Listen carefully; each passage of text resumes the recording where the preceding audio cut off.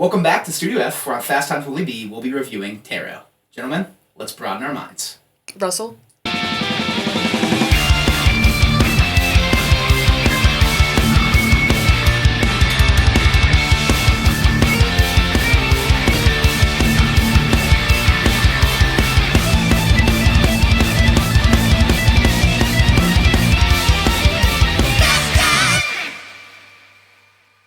Welcome back to Fast Times Willy B. I'm Willy B. I got Alice. Alice, how are we doing today? I'm doing good. How are you? I'm doing good. Good. So, brought you on for tarot. Yes. And you have a background in tarot. Yes. So, I thought you'd be the perfect fit for a movie like this. Oh, thank you. Background, obsession. Yeah. Hey, that's okay. We all have our obsessions. Yes. So, yes.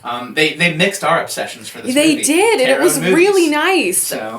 So we should be a good duo here for this one. Yes. But the latest horror movie to hit the big screen. Spencer Cohen and Anna Hallberg in the director's chair. Two relatively unknown names, but trying to make a name for them. Sony took this one on.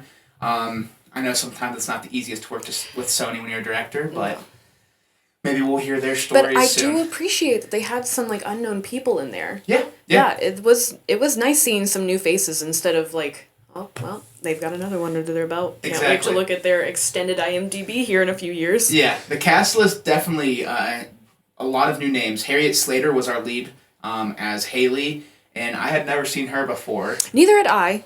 So seeing the lead be a new face was nice, refreshing. We did have a couple familiar faces. Yeah. Avantika, she was in Mean Girls a few months ago. She's Paige, one of the friends in the group of 7, and then Jacob Badalon, us Spidey nerds, known as Ned, from Tom Holland's trilogy. He's Paxton, also a part of this group of friends, and really this entire movie, we only see 7 to 8 people. Yeah. With some screen time. I kind of noticed that in some of the scenes where they were sitting in the hallways of the college and you'd see a couple people walking through. I'm like, is this off season for them? I was a little confused as to when her birthday was / what time of year it was taking place, because their wardrobe, parts of it was oh, okay, so it might be a little chilly, might be more around Thanksgiving, when most students would be out visiting family. Yeah. And then a scene later they're all wearing tank tops and ripped jeans, and I'm like, okay, I don't know what's happening. What was Elise's sign? I can't remember it off the rip. Elise, I want to say Capricorn. That could kind of give you an idea of... I think I agree with that. I think she was a Capricorn. There was Capricorn, Aquarius, Pisces, Taurus. Was Jacob Badalon. Leo. Yep. And I don't know what Haley's was. Did we ever find... Maybe she was a Capricorn. She was the Aquarius. Oh, Aquarius. She was the Aquarius. Aquarius and Leo. Yep, because, He says that, yeah. But... No, it follows this group of 7, the 8th being the lady they seek help from when their friend group is being picked off one by one, and then, we see some police at one scene after the second death. But other than that, it's really just following these 7, and then the monsters. Yeah. Oh my gosh, the monsters. But we'll hop into the good, and why don't we start with the monsters? Yeah. I think the monsters were my favorite part of this movie. The monsters were amazing. Okay, so which one was your favorite? That's tough. I really like the Fool.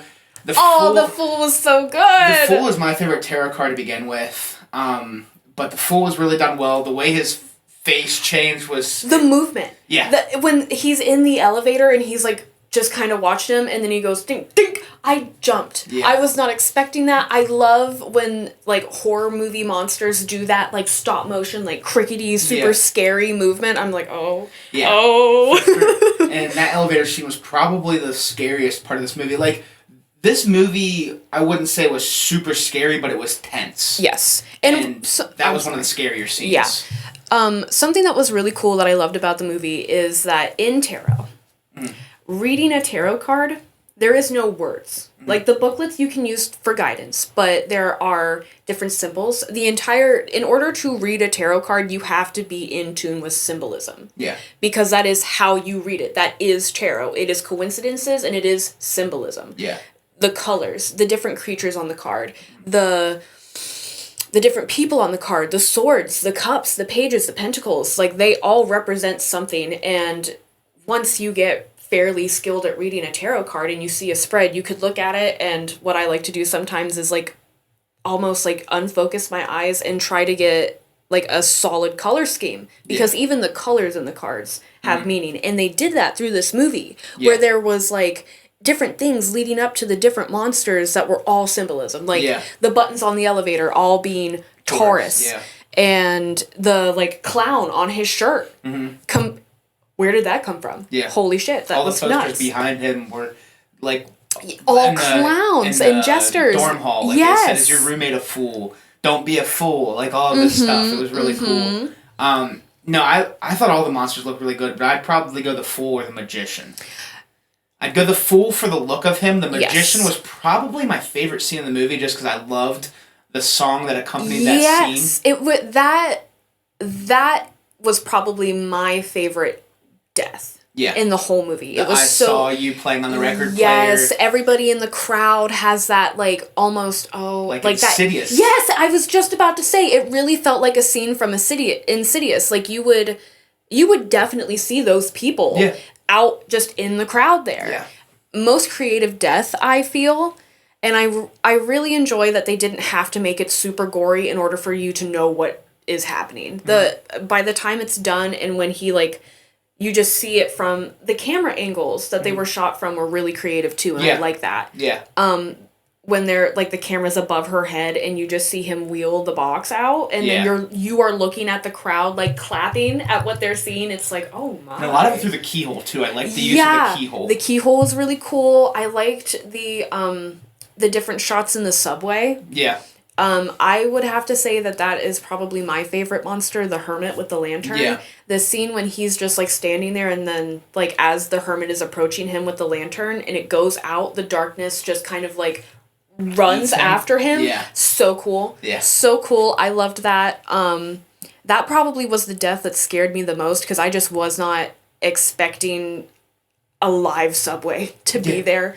Yeah. I thought maybe they went into like a different dimension at first. I wasn't, because it was only the second death that we had seen. I wasn't sure if these monsters were like dragging them into like their tarot card world. Yeah. And just kind of like playing off of the readings that she had given them in the beginning of the movie. But when he fell backwards, I was like, oh God. Yeah. Okay. So it's real. It's real. It's real. Yeah.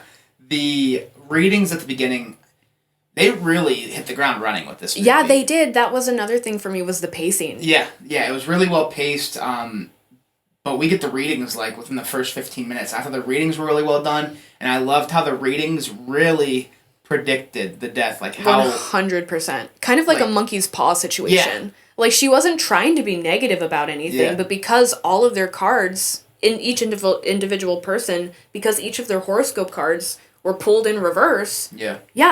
These are definitely not going to be good for you, but she didn't try to like lead it in any sort of bad way. Yeah. I definitely liked Paxton. I definitely liked the way that she took Paxton, because that I was like, he's gonna make it. If nobody else makes it, he's gonna make it. Just because of what she said of him like showing up unexpectedly for friends. Yeah. But it was cool, like the ladder connecting to Elise, like the ladder to success, and then like don't be led down the wrong track, and he gets hit on the track, and fight your demons. Yeah, you have to stand up to your demons. Exactly, I thought it was all done. Don't be bullheaded. And I thought the deaths were all pretty creative. Yes, I agree. The least creative was probably Madeline being hanged on the bridge by the hanging man. But other than that, like it was still like a creepy scene. The window when the hanging man writes the hangman and run on it. Yep, that was awesome. Really cool. But the lore they created too, I thought was really cool with the witch and how she cursed the deck because of a devastating loss. Yeah, because she got her daughter taken from her. And I really like the lore they created for this film, because sometimes that can be what hit or miss, and maybe that's what's not doing it for some people. Because I know both of us left the theater feeling more satisfied than most with this film. Yes. I dug the lore. I had a lot of fun with the lore. I thought it was creepy, but also made sense. And realistic at the same time, because she wasn't just some, like, woman from a village. She was a well-known astrological woman who worked with the occult, who was hired by a wealthy man, and when he didn't hear what he wanted to hear, he lost his ever-loving mind. Yeah. And that did happen. Oh, well, I didn't get what I want. You're a witch. Yeah. And that happened a lot back then. It did. I mean, my fiance and I went to Salem last year, and we got to go on some tours and, like, just hear, like, how much it sucked back then. If you were a woman, you were walking on eggshells because if you did one thing wrong, you were a witch. Oh, you just magically had a mole appear on your cheek? Yeah. Could be cancer, but honestly, you're a witch. Yeah. You're a witch. It was crazy. So, like, seeing that as the lore, I thought was really cool. That is really cool. It's very historically accurate. Yeah. Because a lot of times, like, tarot decks weren't mass produced like they are now. Yeah. Like, there were a couple famous people who would be hired, and they all hand painted those decks, which I really loved that detail, that she hand painted that deck. I think it'd be cool, like, if they released merch for this. Not merch, but, like, merchandise, and one of them is the deck. The tarot deck. Yeah. I would absolutely love that, because I was really, like, as happy as I am that we got to see so many major arcana cards, I want to see the minor arcana, too, because the head honcho guy that ordered her daughter to be killed... Mm-hmm. It was the Two of Pentacles. That's a minor arcana. Mm-hmm. And that death was incredible, how he was positioned in the bathtub with his palms cut and, like, facing outward to match that card. Yeah. So cool. I would love to see... sure. I wonder who it was that actually painted that deck for the movie. They shouted her out in the credits, which I love. That the credits actually said I remember you pointing that out. Okay. And her last name was Milanovic, or something like that. And... I was going to say the painting of the cards were really well done as well. Oh, absolutely. It's scary. Yeah, like 100%. You know, you typically see the standard deck, which is like the Fool and the bright blue and yellow. And this one, he's like that scary, creepy clown. Oh, yeah. They were all twisted. They were all twisted in one way or another. It kind of reminds me of, like, Where the Sidewalk Ends, but, like, adult version. Yeah. Not that wasn't already... Should have probably been for adults, but we were all kids who read that. So. Exactly. But yeah, I thought the cards were really well done. The monsters, the deaths, like everything that went with the tarot aspect of things was really well done. I thought the visuals, I thought it was visually stunning. Yes. Like you said, great camera work, but like the lighting was good for an otherwise dark movie. Mm-hmm. And that was another thing I really liked, how in the beginning of the movie everything starts out kind of warm. They're wearing brighter colors, and then by the fire. Yeah, and then by the second death they're all in black. Yeah. Yeah. Yeah, the visuals were really well done. I thought it was, I thought the cinematography wasn't anything like, Oscar worthy, but I thought it looked really well done. Yeah, that was somebody's, like, baby. Like, they actually really enjoyed making this movie, and can tell. Yeah, I had a lot of fun with the visuals. This felt like it would be a really good sleepover movie. I agree. That's what I said, too. I was like, I could definitely see this being, like, a traditional sleepover film. Like, oh, hey, it's Halloween. Pull out tarot. Yeah. Let's draw each other's cards and watch this movie and get creeped out. Let's go. I saw this review on Letterboxd from somebody that said 12-year-old me would be crying. Yes! And I was like, 12-year-old me would probably be super scared by this movie. 12-year-old me would probably not have touched a tarot deck for a long time. Yeah. So, no, like, I don't get why it's getting some... I guess I can see, because we'll get into our meh and bad, but, like... I thought there was a lot to have fun with this movie. Absolutely. And I did. I'm honestly hoping that... I hope that the people who created this don't get, take it to heart and don't get discouraged, because I want more monsters. Yeah. I want to see more of them. I want to know where they came from. A tarot series. Yes. Like, they explained it in the movie that each of the creatures was the witch, turning in and, like, shape-shifting into that monster of the card. Yeah. What inspired her to make that tarot deck? Because she had it in the beginning of the movie before anything had happened. Yeah. So, like, did she commune with spirits from the other side? That's a good question. Because, like, you see at the end when she's letting go and passing on, those different orbs coming out of the different carved zodiac signs did the monsters also, like, somehow attach themselves to her when she first made the tarot card deck? Maybe. Because she made it and put, like, a part of her soul into it to be able to use? Yeah. Who knows? I would love to know. I think tarot... I loved it as a... Like, not loved, but I liked it a lot as a movie. I think tarot would be a very interesting anthology series. Yes. Like, where you do, like... You know, each episode is just a different story focusing on a different arcana. Yes. I would love that. So, like, episode 1's The Fool, and it's just a 20 to 30-minute short story that deals with the Fool. And you do an episode per card kind of thing. I could definitely see it being something where each episode you see the person who turned into that monster. Yeah. And then, like, later at the end... Like, they're all just kind of, like, miserable, like, wandering around in this, like, purgatory hellscape. Yeah. And then she opens the door for them to come out. And it's like... I also really love the fact that in her final design, towards the end of the movie, the carvings that she had on her face to represent the different zodiac signs, that was really cool, too. I really liked that. Yeah. Another thing I really liked was the soundtrack. Oh my gosh! It was so good! There was a score to the movie, but most of the, like, death scenes had commercialized music accompanying it. Yes. And, like, I thought a lot of them fit. I mean, the main one I loved was I Saw You playing on the record from The Magician. But every death had a song playing, and I thought that all of them fit really well. They did. I agree 100%. I love that when in the elevator, when the sound started to cut in and out, it sounded like carnival music. Yeah. Yep. That was awesome. Yep. I can't... When they're about to read, too, the like, yes. You know? Yes. Like, it really felt, like, almost unsettlingly jolly. Yeah. Like, these monsters are playing with you. Yeah. Everything is happening by coincidence, and you just got the shit end of the stick, and now you're being made into a joke. Like, silly you. For sure. Yeah, I like the music a lot. I thought that was a big takeaway for me. Especially, I mean, that magician scene alone added a boost to the music score for me. 100%. I thought that scene was just the best scene in the movie. The color was so change, well done. the lens changes, his face. Yeah. I was really expecting... I was so glad when we finally got to see him, because I was so worried that they were going to make the magician into something that looked like the Babadook. Yeah. Based on the art of the card. But they didn't. Yeah. It was definitely giving, like, Insidious vibes of just, like, that blue, uncomfortable, gray, like, hue. Everyone's pale, like, dark, under-eyed, like, very unsettling smiles.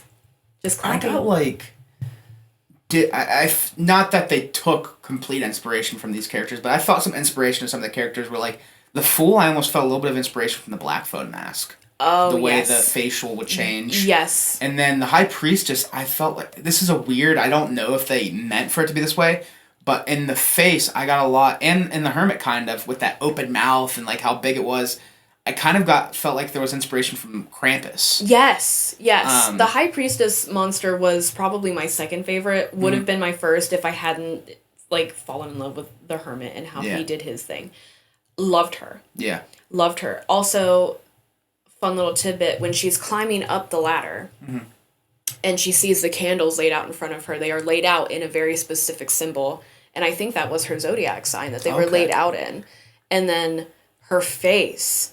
Her hands were the thing for me. Like, the long fingers, the decorative jewelry. Especially when she's, like, wrapping around the ladder to lift it up. Oh. Ting, ting, ting, ting, ting, ting. Yeah. Bang! Yeah. Like, very, like, mischievous, like, you would not want to get on her bad side. No. At all. No. Yeah, I like this a lot. We'll get into the acting, but I thought, going back to the magician scene, I thought Avantika was probably the standout in this movie. Yeah. And... I agree. That scene alone, she portrayed authentic fear. Yes, 100%. Really well. I felt like her acting was the most authentic. Like, if I were to, like, put myself in that situation, I would probably be doing the exact same thing that she was. Crying, panicking, shaking, completely helpless. Yeah. Like, I don't know what to do. Yeah. Did you watch Mean Girls earlier this year? I did not. So she's in it, and she plays, I can't even think of the girl's name. Not Gretchen, but the other plastic. Oh, yeah. But her character's really written to be very, very, very stupid. Like, over the top stupid. Yeah. And I didn't like the character because of how stupid they made her, but she did a really good job at making it seem like this girl had no idea what was going on in life. 100%. So, I'm going to say it, like, I haven't loved one of the characters she's in, but she can act. Oh, the range. Yeah. The range is crazy. I have seen clips of the new Mean Girls movie. I just haven't taken the time to actually, like, watch it. Yeah. The range is crazy. Also, just almost, like, I'm really hoping that she just really enjoyed her time and isn't actually, like, claustrophobic in real life and was genuinely terrified while she was being raised in the box. Yeah. I really hope that she had a good time. I hope that everybody was kind and they were like, okay, like, it's all right. We're right here. Yeah. Like, I can see you through the keyhole, like, making sure that there's light for her so she knows that she's not totally boxed in. Sometimes I feel so bad for, like, younger actors and what they are forced to go through to make a name for themselves. But I'm sure she was fine. She did a great job, and I really liked, like, her acting alone. Yeah, for sure. I thought she was a standout. Is there anything you'd like to add to the good before we move on? No. No? All right. So we'll hop over to the meh. And the meh is, I don't know, I think the things I see the most that this movie is getting knocked on are the acting and the predictability of it. And I'll put the predictability in the meh for sure. There is an element of predictability to it. The cliches, the tropes, but like... Do you think that's because the pacing was so fast? That it didn't really leave any room for mystery because it was going so fast? That's what I'm thinking, but at the same time, like, if you went into this movie... not expecting there to be cliches and tropes, that's on you. 100%! I went into this movie expecting that it was going to be a cliche horror movie, just have a fun time with it. Right, and 100%. I think setting my standards that way may have helped me like this movie more than most. Right, like you're not going into this as like a full-blown occultist, like waiting on the edge of your seat to see how like they're portraying the tarot card deck. No, that's not what you're doing. You're going in here to like... expect some bad acting, like almost like Jennifer's Body comedy, like trying to like make itself almost like cringy. Yeah. But I think it actually like worked out pretty okay. Yeah. I do have to say that Paxton's character by like towards the end of the movie, the comedy relief was really nice in the beginning of the movie. It got to be a little too much. It got to be a little too much because it's like all of your friends just died. Yeah. And you just kind of... are still cracking jokes. You're still cracking jokes. Like, I get it, you smoke. And that's how some people, I guess... that's how some people cope with it. But I mean, that's definitely how I cope with some very traumatic things in life. But at the same time, like... probably not with my friends. More alone. Or with somebody I'm really, really close to, like a significant other. Right. Like... I'll crack a joke, but at the same time, there are tears running down my, like, face during that joke of just, like, okay, like, I need to stop. I need to collect myself. Hee hee ha ha. Okay, we're done. Yeah. I didn't go into this movie expecting to get the next Nightmare on Elm Street or the next Scream or Halloween. You know, I went into this, like, just don't be as bad as Bye Bye Man and Slender Man for me. Like, those types of movies. And for some, based on the scores, I guess, some people think it was. But for me, I thought I had a lot more fun with this movie than I did with those ones. I thought it was really creative. Yeah, a lot of it is basically the tarot aspect. I loved the monsters. I loved the deaths, but... it felt very original. Yeah. But, like, also, like, paying homage to some different things as well. For sure. But going on to, you know, you mentioned Paxton, Jacob Batalon's character. The ending was a little underwhelming, too.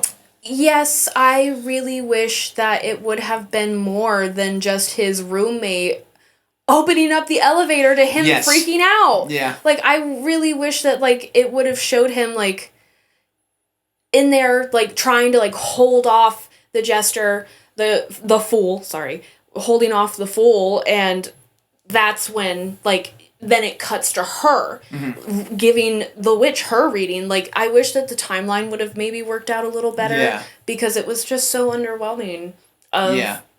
Like...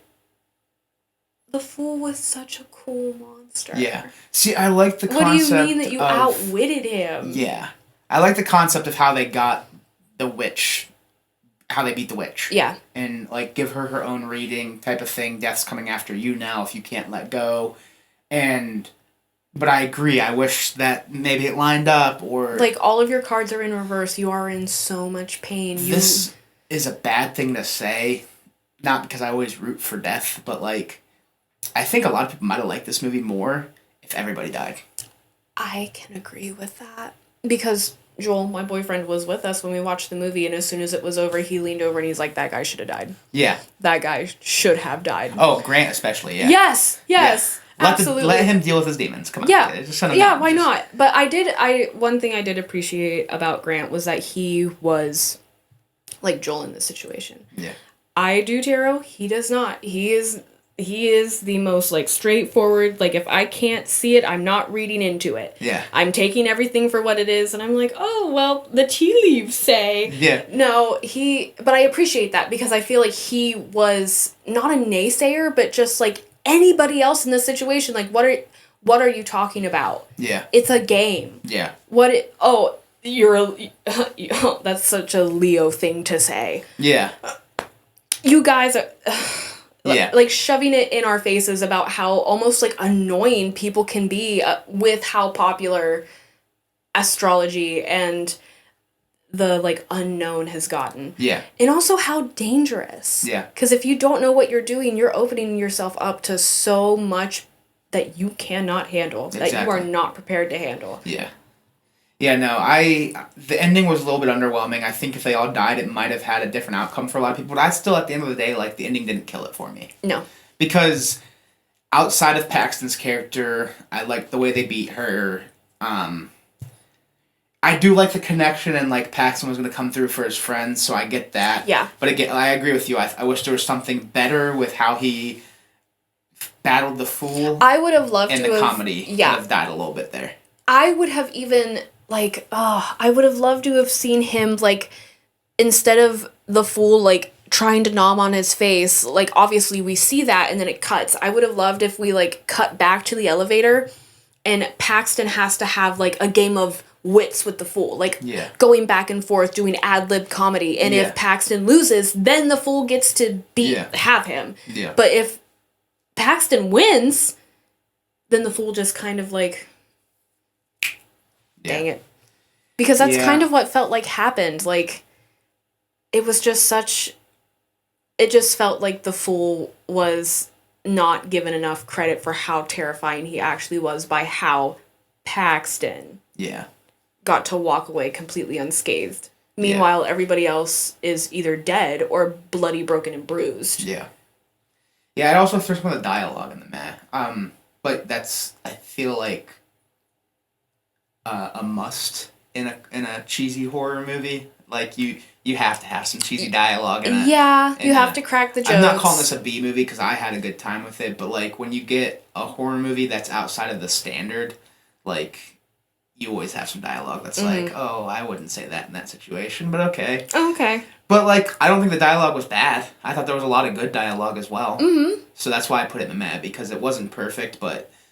It had some elements that were rough. It had a lot of elements that were good, though. Yeah, it was good. It was bad, but I really like how, like, total props to our leading lady in this movie, Haley, for being I've never seen her in anything, so I'm going to guess that this is maybe her first, like, major film that she starred in. Really, like, took the lead with it. Like, her dialogue, her, like, explanations of everything... Very good, very precise, and I feel like none of her dialogue was really wasted. No. Whereas, like, there were a couple characters where it was like, okay, like, this just feels like filler at this point right now. Like, her and Aventica were definitely the two standouts. Oh, yes. But when I say cheesy dialogue, like, some of the things that were said around the fire, I'm like, okay, nobody's saying that. And then, like... I don't know. It wasn't all bad. That's why I threw it in the mat. But there was some dialogue where I was like, it was just cringy. Yeah. You know? Yeah, I'm like, nobody that is 21 years old going through college is this happy? Yeah. Is this... Especially after losing 4 friends. Yeah, is this happy? Even before they lost all of their friends, it's like we are all sitting here and we are talking about the crappy professors, we are talking about student loans, and we are talking about how we can't afford anything else to eat other than, like, ramen noodles and Burger King today. Yeah. Now that... And they're renting an Airbnb out. That's a mansion. Yeah. What college are you going to? Yeah, they've got to be... really backing off some family money or something. Yeah, really well off for just in the simple fact that she was able to book it twice in the same movie just like that. Yeah. But, you know, that's things that, like, it's nitpicking. Yeah, 100%. 100%. It keeps the plot rolling so you need it, but I don't have anything else in the meh, but if there's anything you'd like to add that you thought was not good but not bad. Not good but not bad. Honestly, I'm going to say the pacing. Yeah. It wasn't good, but it wasn't bad either. It was very quick. I just wish that it would have been slightly longer for the sake of getting to see more of the monsters. Yeah. And maybe instead, like... They had more background on the characters, too. Yeah. We get the background of our main character, but everybody else were just like, I didn't know a thing about Madeline or Brian. Right, and that kind of creating a fling. That kind of, like, took me out of the whole thing where, like... Her one friend, Paige, is grieving the loss of their friend, Elise. Sorry, I wanted to say Allison. Grieving the loss of their friend, Elise, and she brings up her dead mom. Yeah. Yeah. Oh, ouch. I'm so, like, like, in that moment, like, I felt like I should be like, oh, right, I forgot. I'm so sorry. Yeah. And then, like, she's wearing her mom's, like, hospital bracelet around her wrist as, like, a reminder. And that was just, like, one of the only things that we really heard about any of the other characters aside from the breakup. Yeah. It felt like, obviously she's the main character of the movie, but, like, that felt kind of, like, jammed down your throat a little bit. I think that's almost why them all dying might have helped this movie, because you don't really gravitate towards these characters because of the lack of background other than Haley's character is the only background information you get. Yeah. But again, I thought, you know, I'm always a fan of a 90-minute horror movie that can get me on the edge of my seat a little bit, and this one did. So it did 100. enough for me again to like it, to enjoy it. It was a watchable film. It was fun. It was a good experience. I had a great time. I got to eat popcorn and drink my Sprite, and I wasn't mad. Like, I did chuckle. I did jump. I did all of the things that I wanted to do walking into this movie, so I'm not too mad at it. Yeah. So we'll move on to the bad. Yes. And I only have one thing in the bad, and I would say it's some of the acting. Yeah. And a lot of it is Grant's character. Yeah. Yeah. I was not the biggest fan of... I don't even know the guy's name, which probably should have learned that, but might not have to. Yeah. Honestly, it felt very stiff. Yeah. So dry and so stiff. Super dry. Yeah. Flat line delivery. Like, it didn't do anything for me, which is why I was like, let him face his demons. Like, yeah. This is probably the most underwhelming man in a horror movie that I've ever seen. And, like, even, like, we get Elise, Brian, and Madeline for the shortest amount of time, and even in their short time, like, they at least showed some emotion. Right. Like, I was really sad when we didn't get to see too much of the hangman's death, or, like, of that interaction at all, but we get to see, like, I was excited to watch him die. Yeah. Because I was like, oh my gosh, the devil, look at that, the, like, entry to hell. Yeah, let's see where this goes. And then... Another well-done visual. Yes. The entry to hell was really cool. That was really cool. I really appreciated that. Yeah. But it was like, oh, like, I was sad when he didn't. Because I'm like, oh, like, you have to have at least one tortured soul coming out of this. Yeah. Like, and it just... Yeah, I think Slater and Avantika definitely are standouts. But I think the other 4 friends did a good job. I thought Babylon was, like you said... Especially towards the beginning, good comic relief. It got a little bit too much at the end, but I thought he did well in his role. Thought everybody else did well in their role, but Grant's character was the only one where I was like, this is not that great of a performance. This is actually a pretty rough performance. It wasn't great. Yeah.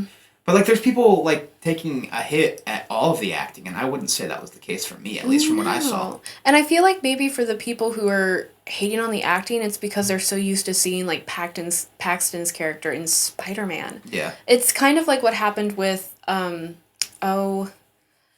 Daniel Radcliffe, when he wanted to pursue horror movies outside of Harry Potter. People were like, I don't like it. Yeah. Is it because he's not playing a wizarding boy? Like, exactly. Is it because he's branching out and doing things that he actually wants to pursue that he's an adult now? Yeah. Yeah, he can't be Ned forever, you know? Right, can't be Ned forever. But that's really all I have in the bad. Like I said, I enjoyed this movie. Yeah, honestly. I don't have anything else to really hate on. I don't know if you have anything, especially from a tarot standpoint. It sounds like most of the tarot stuff was done pretty well, accurately. Yes, the tarot stuff was done very accurately. Don't read other people's decks.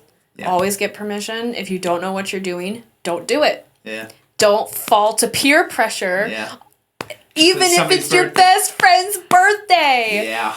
Because no matter whether or not you believe in it, or if you do, there are those coincidences. Yeah.